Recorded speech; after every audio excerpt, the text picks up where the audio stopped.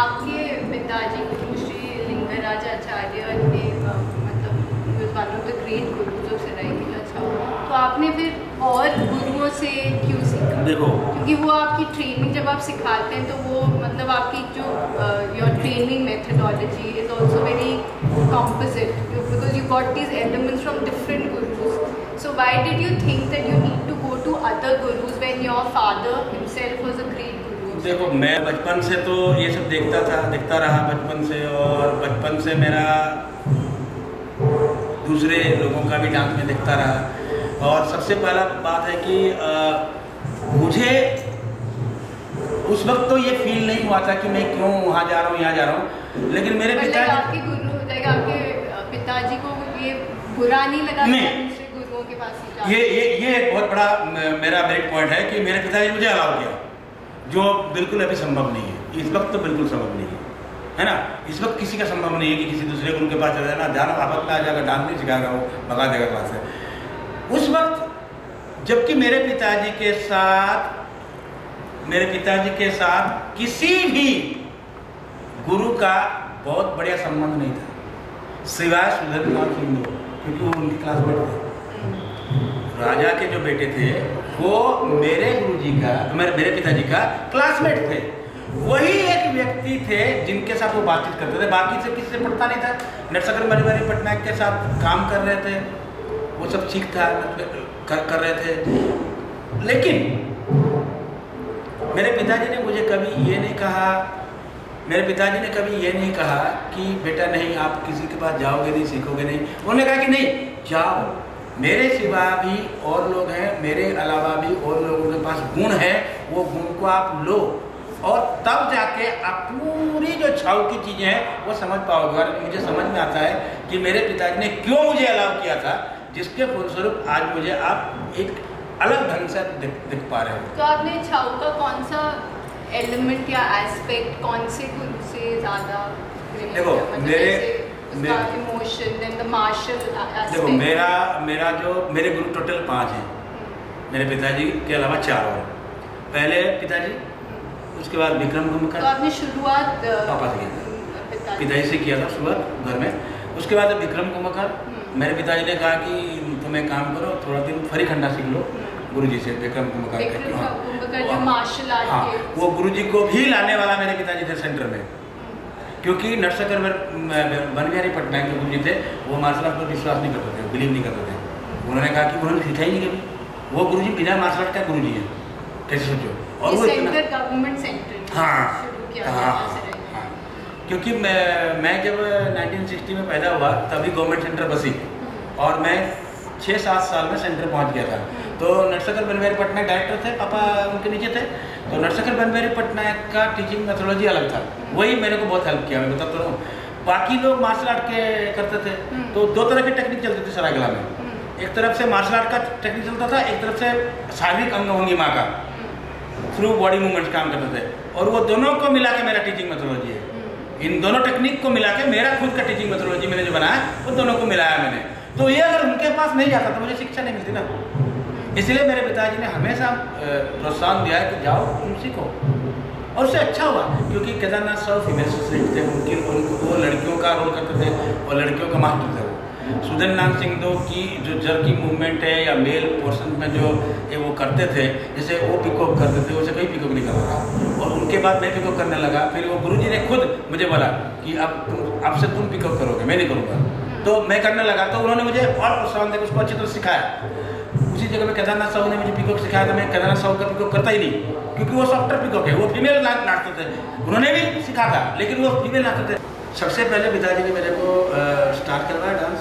और मुझे भी याद है कि हमारा एक कमरे में वो दरवाजे को पीट के मेरे पिताजी सिखाते थे। दरवाजे को पीटते थे डंडे में, है ना, और ताल देते थे। टीन की दरवाजा हुआ करती थी उस वक्त हमारे वहाँ, उसको बजा के उन्होंने सिखाया मुझे। फिर उन्होंने मुझे बोला कि क्योंकि उन्होंने मार्शल आर्ट का ट्रेनिंग लिया था कोतवाल से, मतलब विक्रम कुंभकार के गुरुजी से। तो उन्होंने बोला कि विक्रम कुंभकार गुरुजी एक अच्छे हैं, तुम उनके पास जाके हरिखंडा सीखो। मैंने गुरुजी से सीखा। इवन गुरुजी से तब नहीं सीखा, बाद में भी जब मैं डायरेक्टर बना 1990 में, लेकर 93 तक 3 साल गुरुजी मेरे पास रहे। उनको अवार्ड दिलवाया संगीत नाटक का। गुरुजी तब तक मेरे को मार्शल आर्ट सिखाते रहे, वो मुझे बहुत अच्छा हेल्प लगा।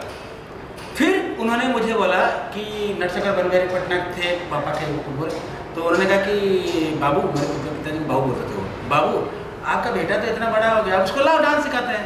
तो उन्होंने कहा कि ऑलरेडी वो स्टार्ट कर दिया है, बस आपके साथ पास भेजने के लिए मैं रेडी कर रहा था। आपकी उम्र क्या थी इसमें? 7 साल के इसमें मैं स्टार्ट कर दिया था, मुझे लग रहा है 7-8 साल। तो फिर उन्होंने बुलाया मुझे, मैं गया तो डेली नाश्ता था, एक रसगुल्ला मिलती थी मेरे को, वो खिलाते थे गुरुजी। तो छोटा था ना मैं, तो डेली, क्योंकि मैं कुछ बचपन में पूछ देता था उनको ना, ये कैसा है, ये कैसा है। मेरे को बचपन से बजाने का, गाने का ये शौक बहुत था बचपन से, स्कूल करियर से भी, और पूरा कॉलेज तक मैंने किया। फिर मैंने गुरुजी से, नटशेखर बनवेरी पटनायक से, उनका जब मैं उनसे सीखा तो उनकी टीचिंग मेथोडोलॉजी में मार्शल आर्ट कहीं नहीं आया। मुझे क्या बात लगा, मैंने कहा यार एक चीज़ मैंने सीखा, ये दूसरे के पास बात है, दूसरा चीज़ सिखा रही है मेरे को। उन्होंने टूला पकड़ के, हालांकि वो मुझे अंगिक को सही करने के लिए बहुत फायदा दिया। मार्शल आर्ट एक अलग ढंग से अपना बॉडी को बनाया था, और वो एक अलग ढंग से बनाया। मार्शल आर्ट मुझे स्ट्रांग बनाया, उनकी बॉडी मूवमेंट मुझे सॉफ्ट बनाया।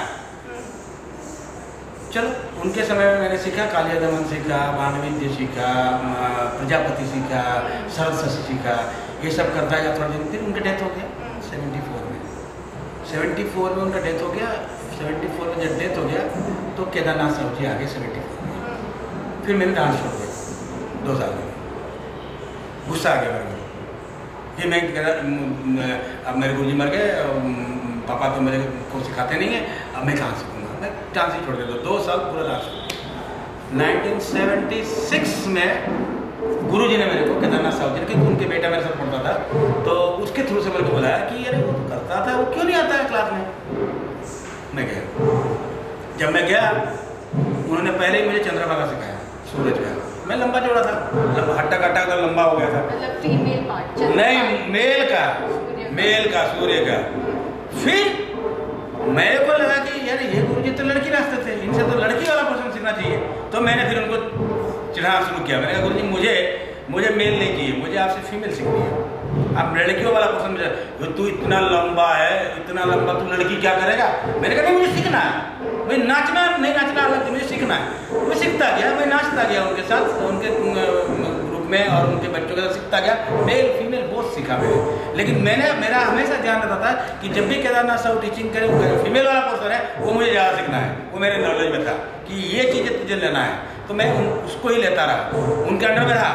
लेकिन जब अचानक मैं शिफ्ट किया सुधींद्र सिंह दो के यहाँ, तो मुझे एक और प्रॉब्लम आई। क्या प्रॉब्लम आया कि जो मेल सीखा था वो यहाँ बिल्कुल डिस्क्वालीफाई हो गया। उन्होंने कहा ये क्या नाच रहे, मैं तो माथे पे आती है। मैंने कहा फिर वहीं वापस जाऊँ, फिर शुरुआत करूँगा मैं। रियली जितने गुरुओं के पास तकलीफ तो हुई, लेकिन जो चीज़ें हमने सीखा, अब मेरे पिताजी भी, कि उनकी भी टीचिंग मेथोडोलॉजी अलग है। खाते वक्त, सोते वक्त टीचिंग मेथोडोलॉजी शुरू होता है उनकी पढ़ाई। सोते वक्त वो हमें गाना सुनाएंगे, स्वर सुने, कौन सा इच्छा होगी स्वर सुनाएंगे, कौन सा स्वर कौन सा ताल में बज रहा, ताल बताएंगे। थियोरिटिकल चीज़ें तब होगी जब हम खाना खा रहे होंगे। उनका टीचिंग की प्रोसीजर ही अलग है उस समय। लेकिन उन्होंने उस समय जो बोलते थे वो जो याद रह गया, वो हम क्लास में पढ़ाने के बाद भी याद नहीं रहेगा, क्योंकि वो एक समय था याद कराने का, उनका एक प्रोसीड्यूर था, वो मुझे हमें याद रह गया। और आज जितनी भी थ्योरेटिकल चीज़ें मैं बात करता हूँ, चाहे वो शास्त्र के बारे में बात करूँ, चाहे चौके, वो मेरे पिताजी की देन है। मेरे फादर के पास इसकी अगाध संपत्ति थी, और वो अलग अलग ढंग से समझाते थे। ऐसा नहीं है कि सिर्फ शास्त्र की चीज़ को ही समझाते थे कि शास्त्र ये है बेटा, ये नाट्य शास्त्र है, ये अमुक है, ऐसा नहीं। वो चीज़ों को समझाने का आम बात में आम बात करते करते उसको थ्योरेटिकल को लाते थे, और शास्त्र को भी समझाते थे, और एक आम भाषाओं का भी बातचीत करके आप समझाते थे। वो मेरे लिए बहुत हेल्पफुल है। तो जरा भैया, जैसे आप बोल रहे थे कि सुधींद्रनाथ सिंहदेव जी के peacock was totally different from गुरु केदारनाथ साहब, गुरु जी डेमोंस्ट्रेट करके बताएंगे। गुरु जी का जो पीकॉक था वो थोड़ा सॉफ्ट था, लेकिन सुधींद्रनाथ सिंहदेव का जो मूवमेंट, जार्की मूवमेंट था ना, वो मूवमेंट गुरु जी में नहीं था। वो ये जो एक जर्क मार के चले जाते थे, ये जर्क मूवमेंट गुरु जी का करते थे। ठीक था, धा गे ना, उनका सब था, उनका था धिन धा धा गे ना। तो एक बिल्कुल एक अलग पिक्चर देता था वो हमें। इवन बॉडी में भी जो जर्क है उनका, उसका जो एक छोटा जर्क बॉडी में से निकलता है।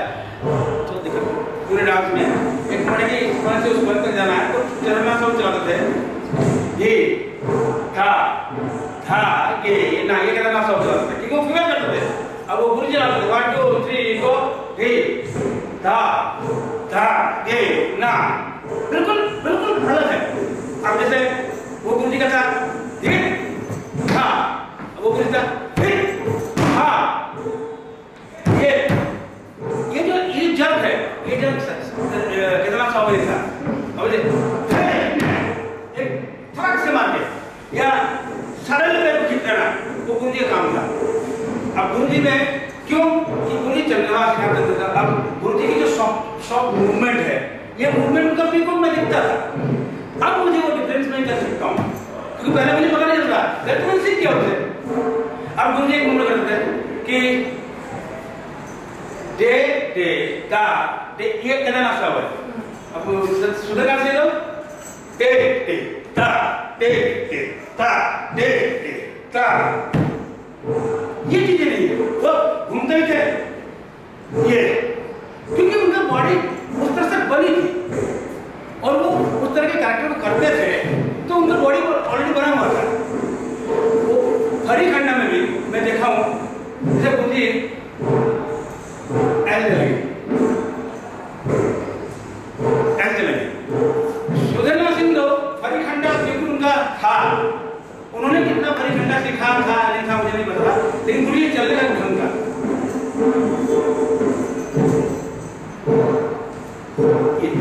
फिर नाविक में भी जैसे कहते हैं आ हे ने ता के ने, ये कहना ना सब गुरु जी कहते थे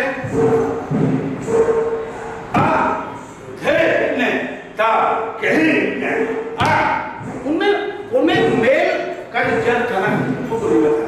फेस पे जो भी एक्सप्रेशन होता है ना उसका वो एकदम बिल्कुल इस मास्क में वो रिफ्लेक्ट करते हैं। ऐसा मूवमेंट बनी है कि उस मूवमेंट के साथ मुखौटे की इतनी संबंध है कि ऑटोमेटिकली किसी को बोलने की जरूरत नहीं है। अगर कुछ में किसी एक अनजान व्यक्ति को भी पहना दो मास्क को और बोलो कि बेटा तू रो, तो कोई भी ऐसा कर रो नहीं सकता है। वो रोना मतलब ऑटोमेटिकली ये नेक नीचे आएगा, है ना। कोई भी किसी भी व्यक्ति को ये बोल दिया जाए, किसी भी एक नया व्यक्ति को लाओ और बोलो कि बेटा आप रो, तो रोना मतलब ऐसा करके कोई नहीं रोएगा, हमेशा नीचे कर रोएगा, है ना। हंसो तो कोई भी ऐसा करके हंस नहीं सकता, वो पागल कहलाएगा। जो ऐसे करके हंसेगा वो या तो पागल कहलाएगा या आधा कहलाएगा, है ना। हंसना मतलब सामने देख के हंसना, ऑटोमेटिक वो आएगा। अब गुस्सा करो तो कौन नाराजगी दिखा सकता है लेकिन गुस्सा नहीं दिखा सकता। ऐसे कोई नहीं गुस्सा। मुझे हमेशा इसको नाराजगी में लगता है ना। कोई नाराज रहता है, नहीं यार ऐसी बात नहीं करनी, हो सकता है।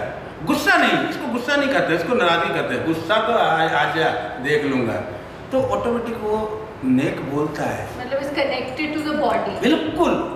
मुखा भी है, हम बोलते हैं ना कि फेस का एक्सप्रेशन जो होता है, हमारे आंख और लिप्स और चिक्स, ये तीन ही चीज तो बोलते हैं। बोलते क्या है? ये तीन चीज ही बोलता है, चौथा क्या बोलता है? कुछ नहीं बोलता है। यही तीन चीज सब बिगाड़ देता है, सब बना देता है ना। इसीलिए तो केवल जब हम सेंटिमेंट्स की बात करते हैं, स्थायी भावों की बात करते हैं, तो केवल हम आंखों का क्यों लेते हैं? फेस का, चिक्स का लेते हैं, नोज का लेते हैं, क्योंकि ये सारा सपोर्टिंग कैरेक्टर है आंखों का। एक्सप्रेशंस को सक्सेसफुल दिखाने के लिए ये सपोर्टिंग कैरेक्टर है। घृणा है तो नाक से कुड़ गया, है ना, वो एक सपोर्टिंग कैरेक्टर है। नाक में सिकुड़ेगा तो घृणा आप आंख से नहीं दिखा सकते, कैसे नहीं दिखा सकते? वो आंख के साथ नाक का चलना जरूरी है। आंख के हंसना है तो इसको खुलना है ना। तो वो आंख के साथ आपको सपोर्टिंग कैरेक्टर दिया गया है, वो ऑटोमेटिक चलता है, किसी को बताने की जरूरत नहीं। तभी तो मैंने कहा कि अभिनय सिखाना बहुत मुश्किल है। अभिनय सिखाई नहीं जाती है, अभिनय को सीखने के लिए कुछ चीजों की अनुभव करी जाती है, उस अनुभव से अभिनय निकलती है। तो भैया जब मास्क पहनते हैं तो मास्क के नीचे फेस चलता है कि? बिल्कुल चलता है, बिल्कुल चलता है। वही अभी मैंने डेमो करके वही दिखाया कि देखते देखो ये नाविक है, इसकी आंख कैसा है, झुकी हुई नजरें हैं, झुका हुआ है, क्योंकि ये स्टोरी लाइन कहता है कि एक पुरुष और एक स्त्री इस दुनिया में आते हैं।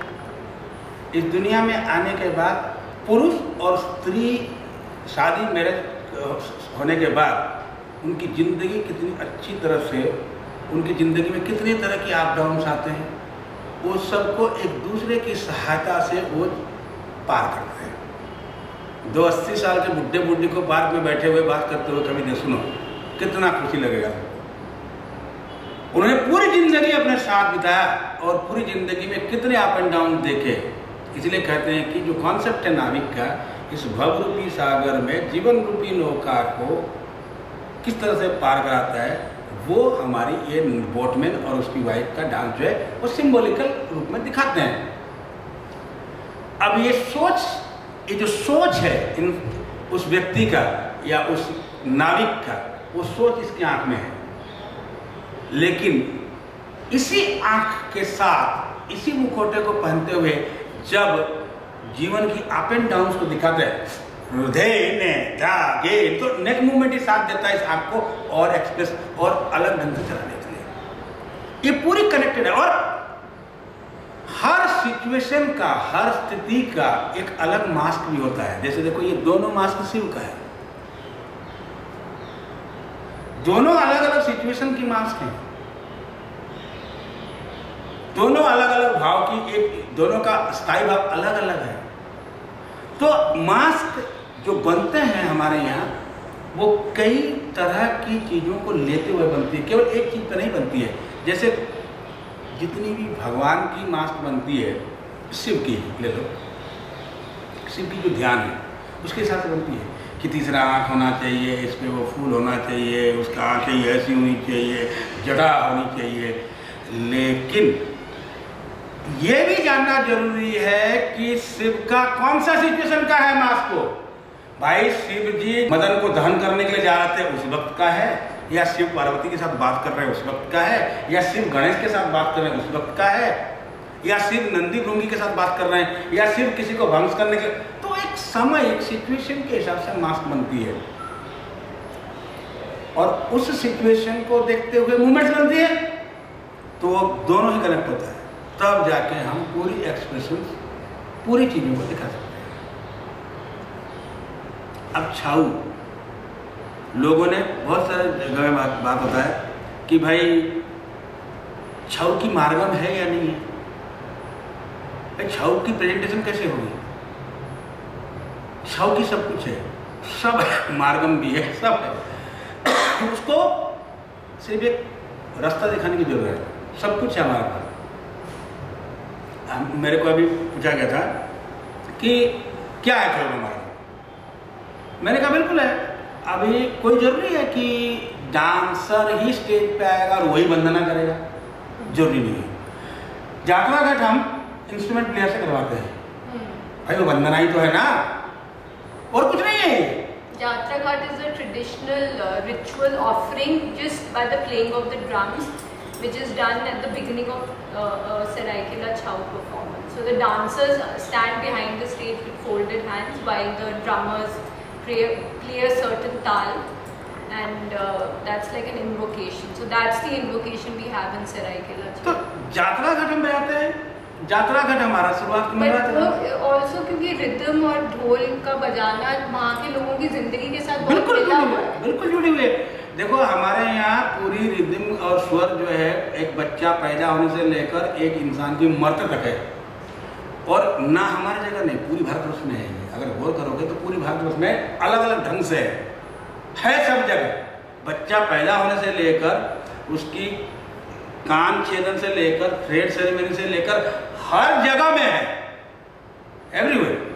लेकिन मेरा बोलने का यही है कि छाऊ की मार्गम में भी कोई कमी नहीं है। अभी लोग ढूंढ रहे हैं, अभी कितने लोग पूछते हैं छाऊ क्लासिकल है, फोक है, अरे कुछ भी है, डांस तो है ना।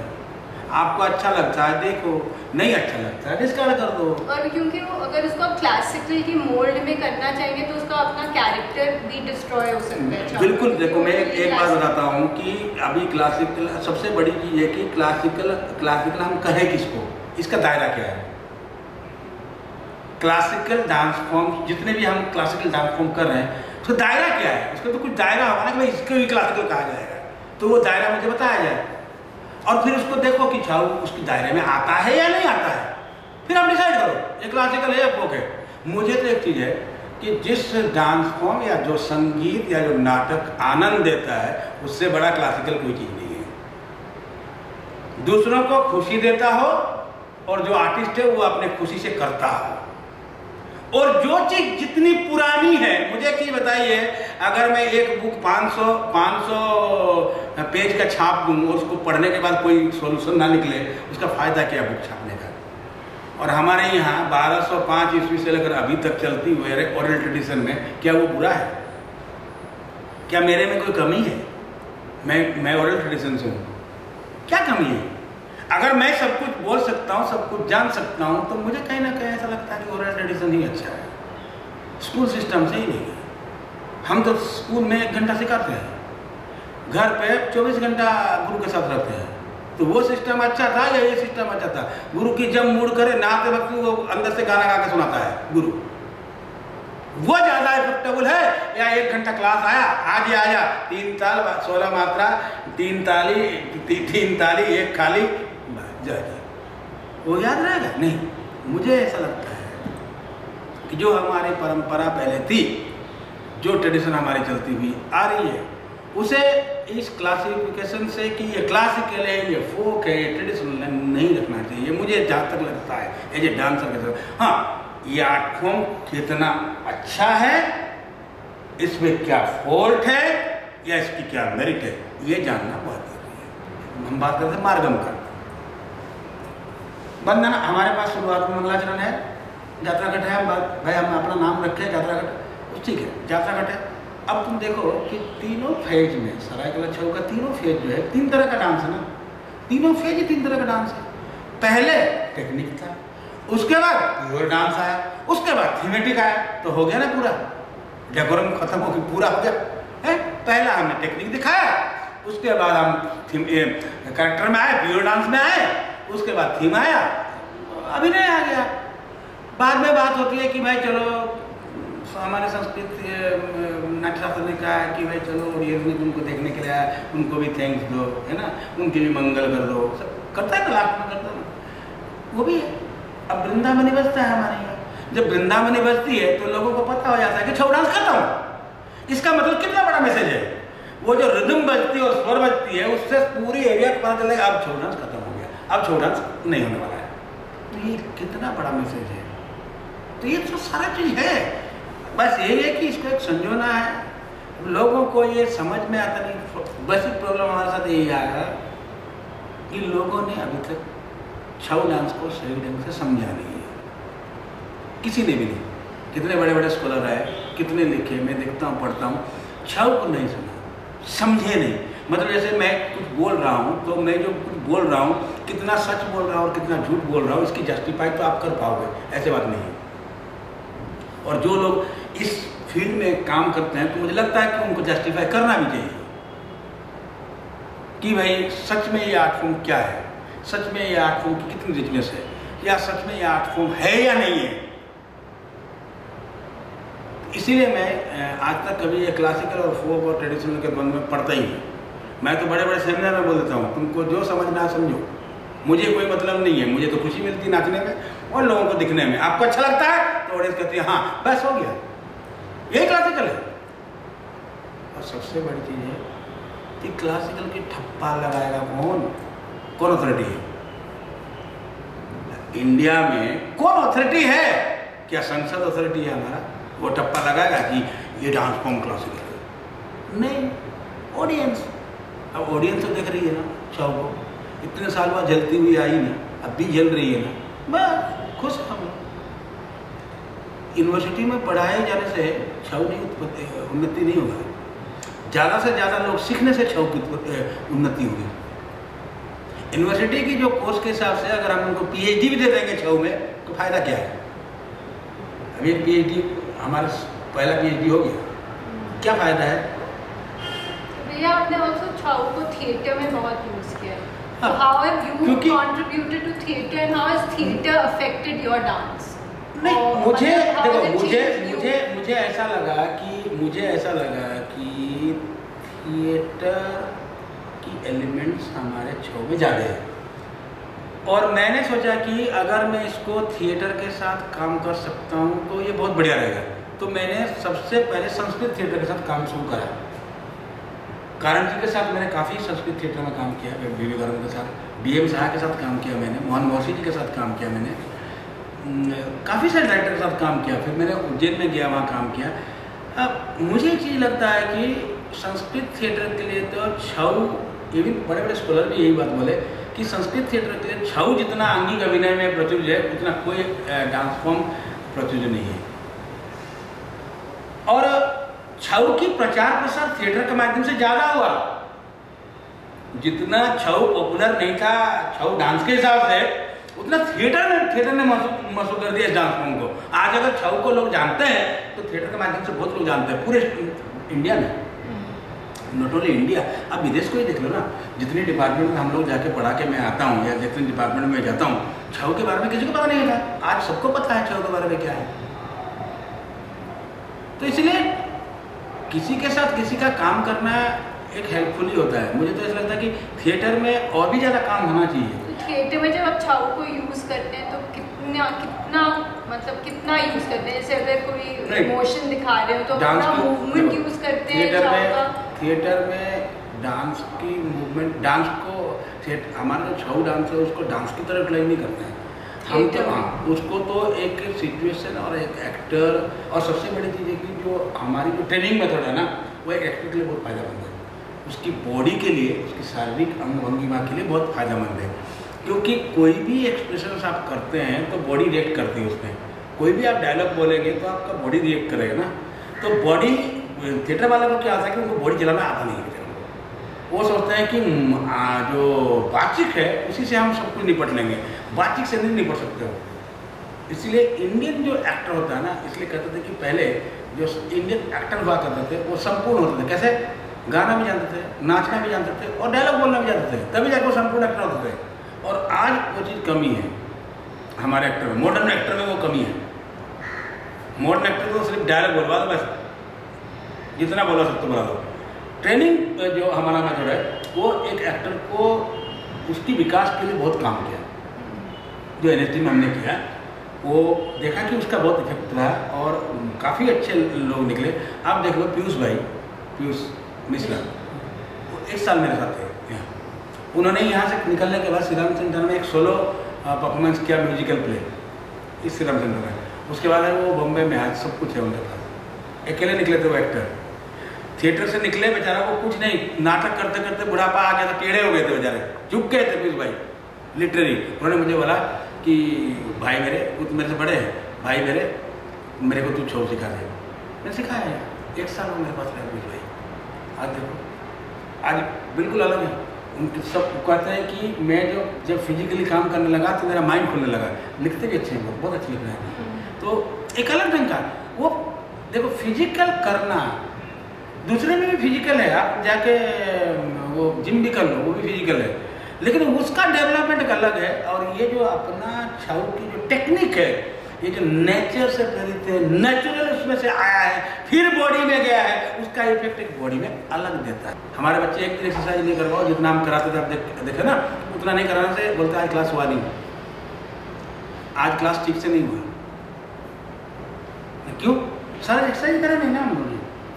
तो एक बॉडी को इतना हेल्प करता है, इतना बॉडी को हेल्पफुल चीज़ें हैं ये जो चीज़ें हैं।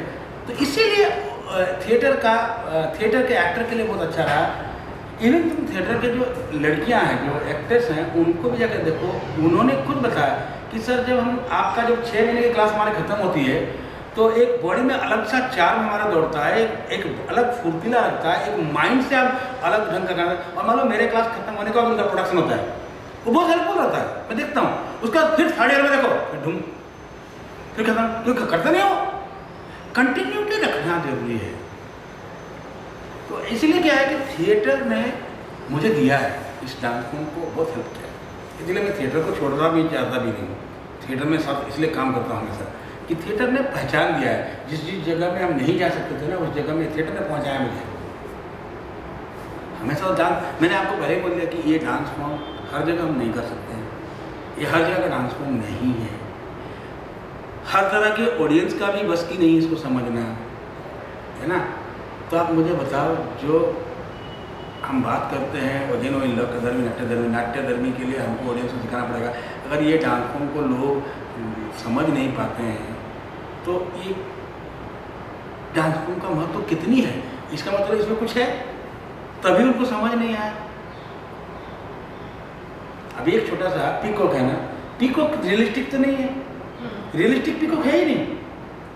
तभी तो मैंने कहा ना कि ये इतनी कंटेम्प्रेरी थॉट पे चला गया ना, ये डांस फॉर्म इतना कंटेम्प्रेरी और भागता चला गया, विजय प्रताप सिंह को ले गए।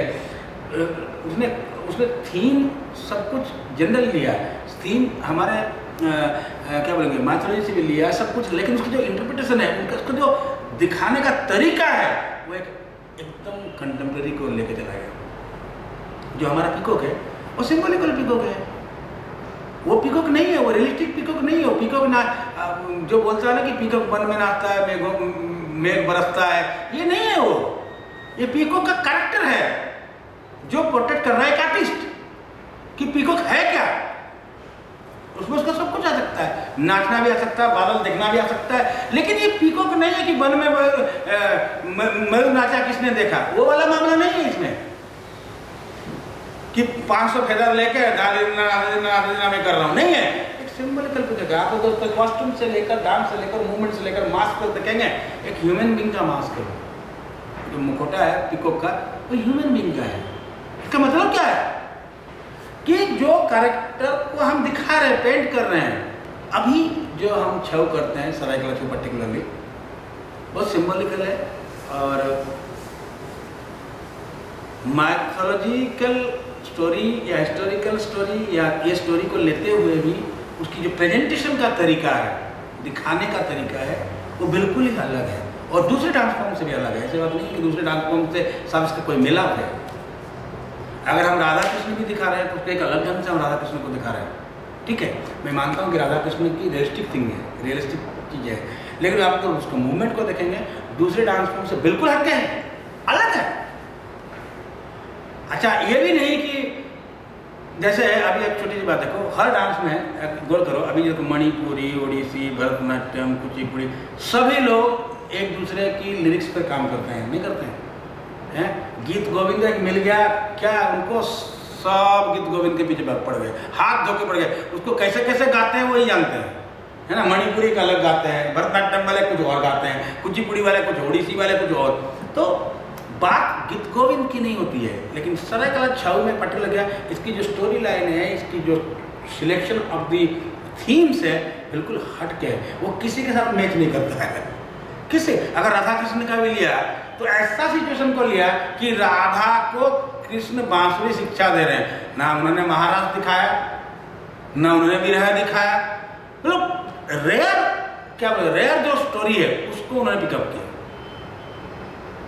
ताकि दूसरे के साथ कोई हमारा संबंध ना हो या टच ना हो, एकदम अलग।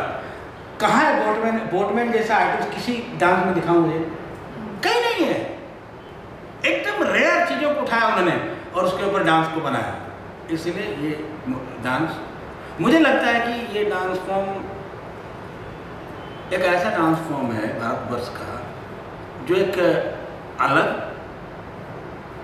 और हटके, मतलब जितने भी हमारे डांस फॉर्म में उससे बिल्कुल ही सेपरेटली, इसका ट्रीटमेंट ही अलग है और इसकी ट्रेनिंग प्रोसीजर तो है ही अलग, इसकी ट्रीटमेंट ही अलग है और इसको समझने के लिए थोड़ा तो तेज करना पड़ेगा इसको, तो अभी समझ में आया। इसलिए शायद मुझे लगता है कि हमसे ज़्यादा विदेशी इसको अच्छा समझते हैं, मुझे ऐसा लगता है। विदेशी लोग बहुत समझते हैं इसको। तुम कभी नोरा से बात करो, ऐसी ऐसी चीज़ जो बोलती है, मैं देखता हूँ, मैं भी किसी भी हमारे यहाँ के स्टूडेंट या किसी भी हमारे यहाँ टीचर्स की दिमाग में नहीं आया होगा जो जो चीज़ें वो बोलती है।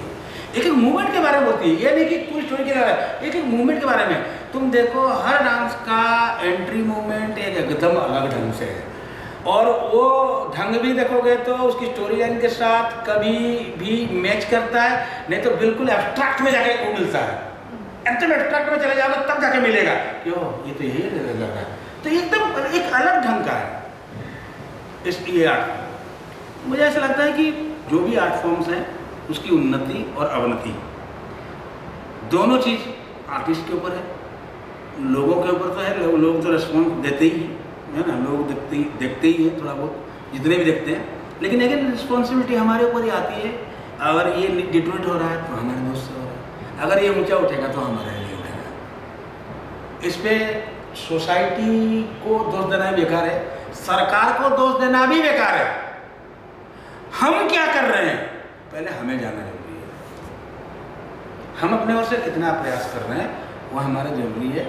और मैं तो हमेशा यही बात बोलता हूँ सबको भी कि आपकी अपनी इंटरेस्ट है बेटा, इस फील्ड में काम करो, नहीं है तो पान की दुकान खोल लो, जिंदगी बीत जाएगी। ये कटोरा पकड़ा देगा क्योंकि कला है ना, ये भूखे मार देगा। करना है सही से करो, पूरा खाना मिलेगा। देखो किसी चीज़ की कमी नहीं है। लोग कहते हैं हमारे फील्ड में पैसे नहीं है, मैं कहता हूँ तुम्हारे पास अकल नहीं है। अकल को बेचो, अकल को निकालो, खर्चा करो। क्यों नहीं करोगे? अरे 10 जगह अगर पढ़ाने जाओगे तो 100 रुपये तो मिलेगा ना, काम नहीं पड़ गया दिन का। अब तुम बोलोगे मुझे 5000 चाहिए, ये चीज़ें मैं नहीं मानता। एक दिन में 5000 तो बेचो, क्यों नहीं करो? ड्रग्स बेचो, जल्दी पैसा मिलेगा। ये नहीं है, ये तो साधना की चीज़ है, ये तो सीखना पड़ेगा, ये अपने शरीर में तकलीफ देना पड़ेगा। और बहुत घुटने दर्द कर रहे हैं तो फिर नाचो ना, दवाई खाओ तो थोड़ा ठीक होगा। ये नाचो, नाचने से घुटने ठीक होंगे, दवाई खाने से ठीक नहीं होगा। अब दवाई खाने के लिए पैसे चाहिए ना यार। मेरा बुखार आता है मैं दवाई नहीं खाता बेटा, बहुत एक्सट्रीम होता है तो दवाई खाता हूँ।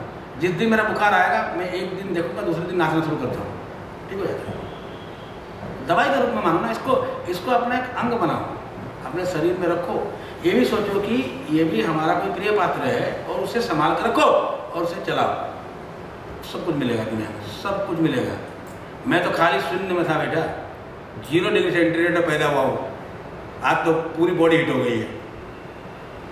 मेहनत करना पड़ेगा। लोग मेहनत से कतरा रहे हैं। और आजकल के आने वाले जो स्टूडेंट है ना, वो तो बहुत तेज है, बहुत आगे है। उनको तो जितने जल्दी खिला सकते हो खाना खिला दो। ये खाना नहीं है, ज़्यादा जल्दी खाओगे उल्टी होगी, धीरे धीरे खाओगे हजम होगा, शरीर में जाएगा, काम करेगा, खून बनेगा। कला ऐसी है, स्लो है, कला में फास्ट नहीं है। कला में जो फास्ट भागेगा वो अंधेरे में जाएगा, आलोक लाइट मिल करने। सही बता दो, स्लो है, एक प्रोसेस है। इस प्रोसेस को जानना जरूरी है और उस प्रोसेस से आपको चलना है। सक्सेसफुल एक ना एक दिन हो गया। ठीक है, थैंक यू।